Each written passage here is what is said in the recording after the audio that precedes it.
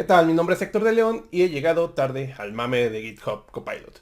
No, en realidad quise hablar en este video más allá de GitHub Copilot, sino todo este tipo de herramientas que ya vienen en camino o que ya están en el mercado de inteligencia artificial, que vienen a amenazar nuestro trabajo, pues no creo, pero el punto es dar el contexto histórico de qué es lo que ha pasado en la historia de la programación.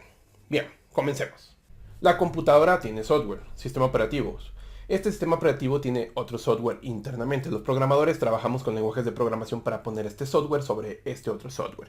Bien, ahora las tecnologías como GitHub Copilot que llegan asustan a las personas que están adentrándose apenas a esta profesión.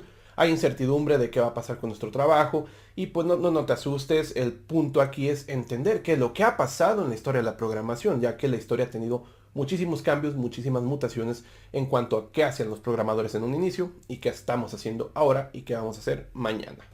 La palabra algoritmo toma su nombre del matemático Al-Khwarizmi, junto al griego aritmos, que significa número. Un algoritmo es un seguimiento, una serie de pasos para llevar un fin.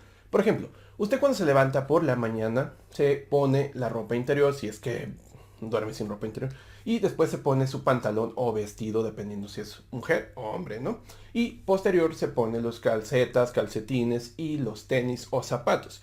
Hay ciertos pasos que tienen que ir en cierto orden. Eso es un algoritmo, tal cual. El fin de ir vestido a la calle y no ir en pelotas. Y el punto aquí es entender que el algoritmo es un proceso que hacemos todos, no necesariamente solamente los programadores, es una serie de pasos. Ahora, esta serie de pasos nosotros la representamos con lenguaje de programación para realizar cierto fin en el requerimiento que estamos por resolver. Ahora vayamos a la otra palabra interesante. Tenemos algoritmo, a la palabra computador. Computador no es una palabra que nació con los ordenadores que estamos utilizando hoy en día para estar perdiendo tiempo en redes sociales. No, computador es una palabra ya utilizada desde antes para las personas que hacían cálculos. De hecho, esta palabra ya era utilizada antes del siglo XX, es decir, ni siquiera estábamos en la mente en tener dispositivos como los que tenemos ahorita. Ya la palabra ya existía. Y es el punto de este video, entender el contexto que ha ido cambiando. Ahora, vayamos a 1642. Aparece una máquina llamada la Pascalina. La Pascalina tenía un fin. Era una máquina mecánica creada por alguien llamado Pascal, que le pone Pascalina. Esta máquina sumaba y restaba solamente, pero era un proceso mecánico, es decir, engranes y una serie de movimientos para hacer un cálculo de sumatoria y de resta. ¿Qué es el objetivo de esto? Hacer que personas que a lo mejor no sabían sumar o restar pudieran sumar y restar. Era el fin de la Pascalina, no tener un experto que calculara rápidamente, sino que una persona que a lo mejor no tuviera el expertise máximo de un matemático superdotado, pudiera hacer sumas complejas en menor tiempo posible. Ese era el fin que veía Pascal con la Pascalina, crear una máquina que pudiera adentrar a personas a hacer cálculos. Y la pascalina no era el primer invento que tenía este fin, había algo llamado el ábaco. El ábaco es algo que nosotros utilizamos en la primaria, secundaria, no, en el kinder, en la preescolar, utilizamos ábaco para entender cómo se suma. Era un mecanismo muy parecido a la pascalina, solamente que la pascalina ya era un objetivo ya automatizado. Automatización es un punto clave aquí. Ojo con eso. 30 años después de la pascalina, comienza a ver lo que está pasando ahorita con GitHub Copilot. Comienza a haber un avance en este tipo de máquinas. Llega el Stepped Reckoner o calculador escalonado. Esta máquina se basaba en la Pascalina. Venía hecha por alguien llamado Gottfried Leibniz. Esta persona tenía la base de lo que ya había hecho Pascal y dijo, hagamos algo más allá de sumas y restas. Extendía la idea inicial. Ahora lo que hacía era multiplicar, dividir y también raíces cuadradas. El punto era, teníamos personas que no sabían quizás sumar y restar ágilmente. Con la Pascalina podíamos adentrar a esas personas para hacer cálculos complejos y no tener que contratar a una persona experta en cálculos complejos. Ahora, con el Step Reckoner teníamos personas que no eran expertas en multiplicaciones, divisiones y raíces cuadradas y podían realizar estos cálculos gracias a esta máquina. Vemos cómo ahora la idea inicial ha mutado a hacer cálculos más complejos. Hasta aquí solamente hemos hablado de cálculos. Por cierto, el creador del Step Reckoner, Gottfried Leibniz, es considerado el primer computólogo de la historia. computólogo, no programador, computólogo. Ya vamos para allá. Llegamos a 1837 y aquí hay alguien que todos lo conocemos. Bueno, de nombre, obviamente, Charles Babbage.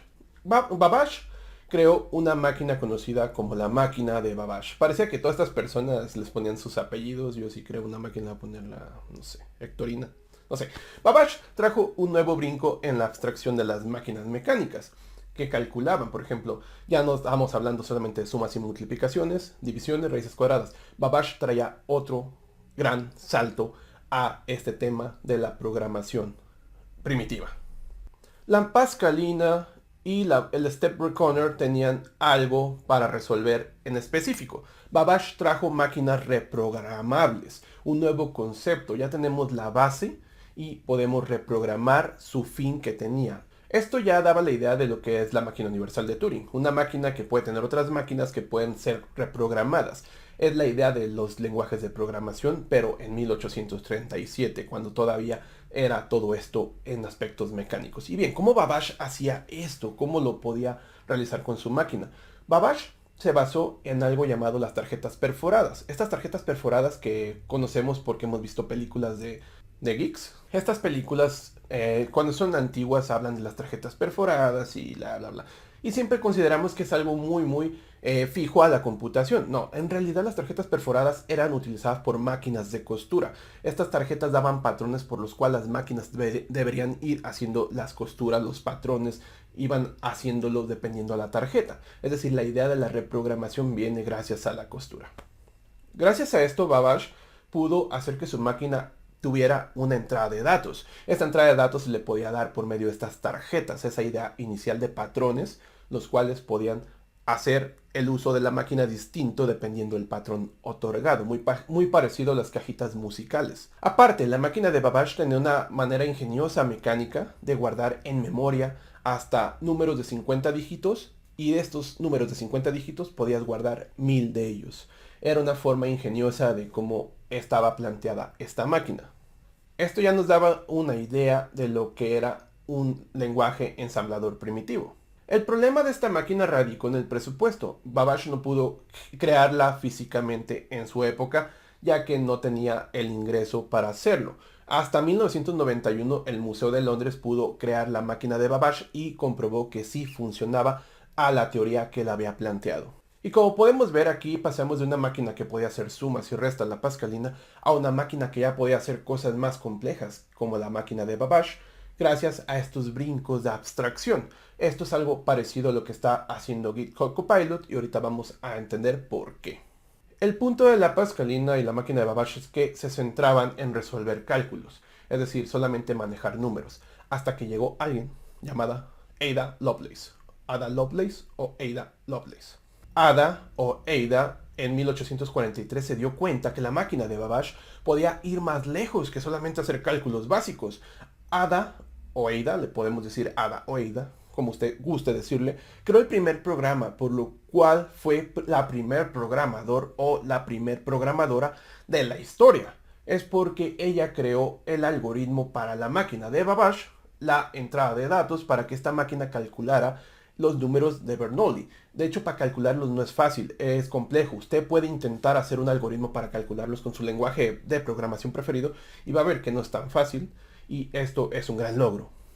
Ada ya tenía una visión futurista de lo que se podía hacer con este tipo de máquinas mecánicas. Ella ya tenía esa visión de los lenguajes de programación, cómo tú puedes por medio de lenguajes de programación crear soluciones a ciertos problemas, más allá de cálculos matemáticos. Estos 4 hitos históricos en la historia de la computación, porque hay muchísimos más, los he querido abordar para que veamos cómo ha cambiado la programación desde la época primitiva.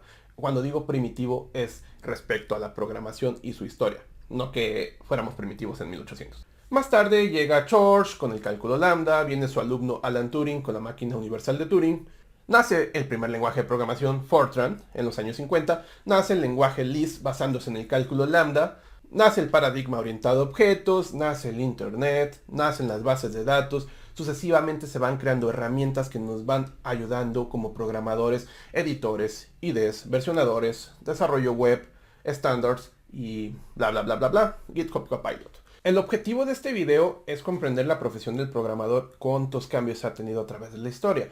He querido abordar los cambios más antiguos para entender que desde el inicio esto ha cambiado bastante. GitHub Copilot es parte de un grupo de herramientas que vienen a crear un nuevo hito, crear software de manera más rápida. Esto ayudará a que tareas repetitivas no nos tomen tanto tiempo y nos enfoquemos en las tareas del dominio, en las tareas del negocio, en lo importante del software, en pensar. La programación, imagínate que es una casa, no porque sea igual, sino quiero que lo imagines de esta manera para explicarte. Antes nosotros tenemos que enfocarnos en construir el ladrillo. Ese ladrillo nos dimos cuenta que muchas veces es el mismo material, la misma forma. Entonces creamos técnicas como patrones de diseño, creamos los snippets que nos creaban los ladrillos ya en común y más rápido podíamos crear una pared. GitHub Copilot va un poco más allá. GitHub Copilot te dice, ok, yo ya sé cómo hacer una pared con una puerta. ¿Quieres que te la dé? Te la doy.